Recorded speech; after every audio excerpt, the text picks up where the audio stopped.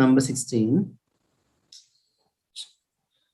Which property shows that a liquid is pure, right? So this is something we have discussed so much in theory, right? Any liquid can be under simplest test to understand the purity of a liquid is its melting point and boiling point, right? There is a specific melting point and boiling point.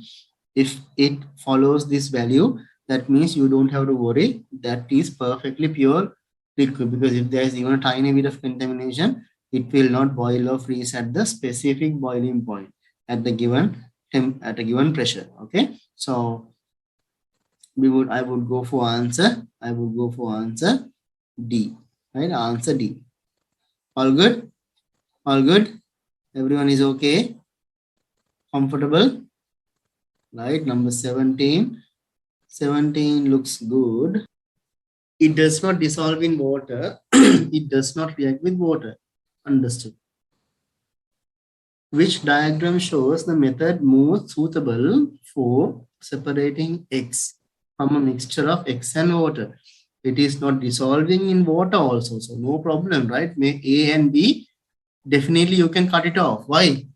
Both these methods, simple distillation and fractional distillation, both these methods we know it is for separation of substances which are mixing with each other. Make a වතුරේ දිය වෙන්නේ නැත්නම් ඉතින් why you have to trouble by A and B? Simply, what is your answer? If it is not mixing with B, you don't have to heat also. D also wrong. Why?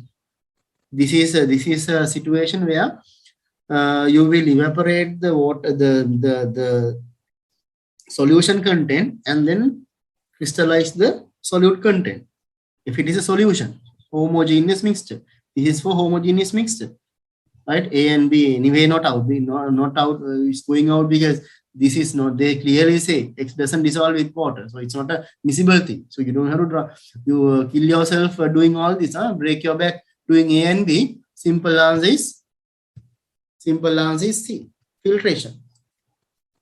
That's the way to go for the answer. Are we clear? All good? All good? Which test could be used to show that a sample of water is the question repeated? Is the question repeated? It's a different question, but the same idea, right? Which test could be used to show sample of water is pure? All right, let's read the answers. It freezes. This is about water. This is about water, right? Okay. So it freezes exactly at which test could be used, not could, not name could. So it freezes at exactly 0. Yes, that's correct. Test could be used. Okay, could be used. Then that means 1 is correct, 3 are wrong. It turn anhydrous. Purity name, that is to identify water, not purity or impurity. It turn cobalt, that also same case. These are for two. B and C are two tests to identify water, right? It is to identify water, right? It is to identify water. Test to identify water. Test to identify water, right? That is to test to identify the water, not to test for purity. So that's why B and C is off the board. B and C is off the board. 1A is okay for us. Let's see D also. When it evaporates, it leaves no residue.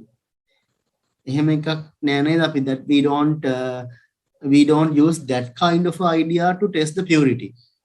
I get the idea. It is kind of right? It is on the fence answer, but we don't use that kind of a property. Either we have to be specific when we are defining tests. If you are testing something, you need to be specific. So it leaves no residue. It is not. It is very vague. It is not specific. So here we are talking boiling point and melt should have exact melting point. Should have exact boil. We are specific. We are talking about a specific condition, specific temperature point. That is a genuine point of testing. Not just vague ideas like this. It's very vague. That's why we can't. We get the idea, but this is not described as a test for it because this is not very specific. It is very vague. So when it evaporates, it leaves no residue. That's not a right idea. Therefore, I can go for answer A. Sample of pure compound. So pure compound, definitely it will. Now this is a cooling curve, so it will be It will be changing state at specific temperatures, right? So it won't be any change. It's a pure substance. So it's a cooling curve. Cooling curve is originally it is at gas state, and the cooling down take place, and the state changes from gas to liquid, condenses, and then further cooling, liquid changes to solid. That is the solidification part, and then beyond that, the temperature drops, right, in the solid form. That is how cooling curve behaves, right? We have discussed this so many times, right? So it is completely molten and the compound is then allowed to cool until completely solid again. So this is a special case where you are starting it from a liquid state. So it is molten state, right? So I told the typical cooling curve where we start from gas state, but here it is not a typical one, right? We are starting from a molten state. So molten state is this jump is for liquid to gas, so liquid to solid. This is solid state then. That is a solid state, right? So during that period it's a solid, and this jump is, this is not any state change. The solid reduces temperature. So in the solid form, temperature drops. In the solid form, temperature drops, right? Solid form again, temperature drop, from R to S, right? So from P to Q, what happened? The molten form or the liquid form temperature drop. Liquid form temperature drop. That is from P to Q. I'm just explaining. I'm graph. I'm explaining you. This is the way I will think. This is how I will move my mind, my brain. These are the things I will recall from my theory. So P to Q, that is from P to Q. P to Q, while liquid form temperature drop. Then this jump is the state change from liquid to solid. Then Q to R, right? Q to R is the mixed state, right? A state changing state, right? Where molten is completely changing to solid. Then from R onwards, R to S is the solid form. Temperature is dropping, right? Okay, what are they asking now? Now only I'm checking the question. The graph shows how the temperature of the compound changes with time. Understood? When the liquid and the solid both present. Where the liquid and temperature solid both present. So this area, right? Nowhere else. This is the region where you have both liquid and solid. So that is going to be Q to R. Here's question number 20. Right? So which substance is pure? Ethanol. What is the formula for ethanol?